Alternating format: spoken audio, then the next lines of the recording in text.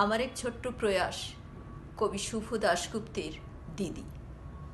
দিদি, তোর নতুন ফ্ল্যাট থেকে ঘুরে এসে মাকে বললাম সব কিছু খুঁটিয়ে খুঁটিয়ে, তোর ঝকঝকে মোজাইক মেঝে, এমালশন লাগানো দেওয়াল, আধুনিক ডাইনিং টেবিল, জানলা দরজায় ঝোলানো দামি পর্দা, এমনকি তোর ব্যালকনিতে রাখা বাহারি পাতার টব, সব কিছু বললাম মাকে।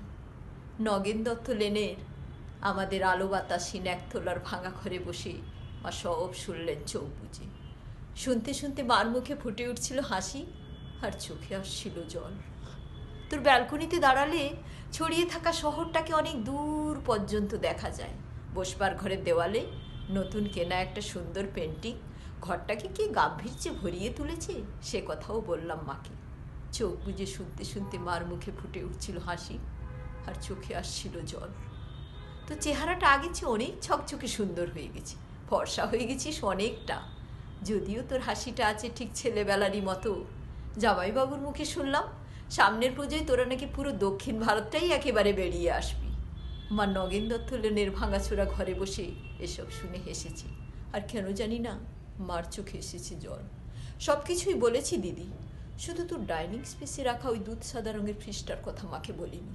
তোর বিবাহবার্ষিকের উজ্জ্বল সন্ধ্যায় তুই যখন গা ভর্তি গয়নায় অপরূপা হয়ে ওই ফ্রিজটার মাথায় হাত রেখে হাসছিলি, তোকে যে কি দারুণ সুন্দর লাগছিল সে কথাও বলিনি মাকে।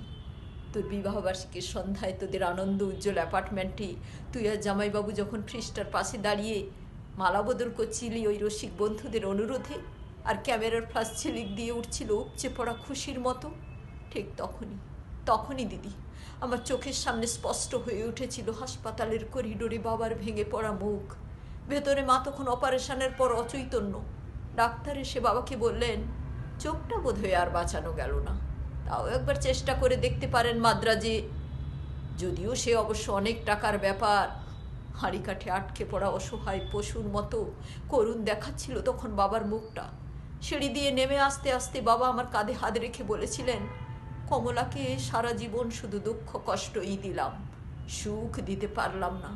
আজ ওর চোখ দুটো চলে গেল, সবই আমার কপাল।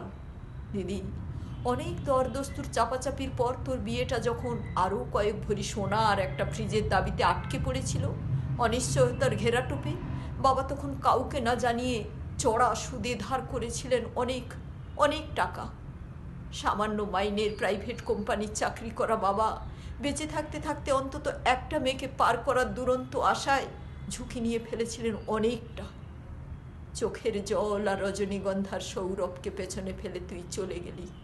পড়ে রইলাম আমরা, মা আর আমি। আর পড়ে রইল নগেন দত্ত লেনের অন্ধকার ঘরে বাড়তে থাকা সুদের বোঝার চাপে তলিয়ে যাওয়া একটা সৎ মানুষ। তোর বাবা, আমার বাবা। দিদি, তোর গা ভর্তি গয়না আর ওই দুধ সাদা ফ্রিজটার কথা মাকে বলা হয়নি কিছুতেই। দৃষ্টিশক্তি খুইয়ে বসা মাকে বলেননি বাবা কিছুই। শুধু অসহায়ের মতো খুঁজতেন মার মুখের একটু হাসি, বড় মেয়ের ভালো ঘরে বিয়ে হওয়ার একটু তৃপ্তি। সে হাসি খুঁজতে খুঁজতে ক্লান্ত বাবা চলে গেছেন। এখন নগেন দত্ত লেনের ভাঙা ঘরে বসে মা আর আমি আনন্দেই আছি। একটা আনন্দ বোধহয় সবচেয়ে বড় দিদি, এ বাড়িতে আর কোনোদিন সানাই বাজবে না, সাহানায়।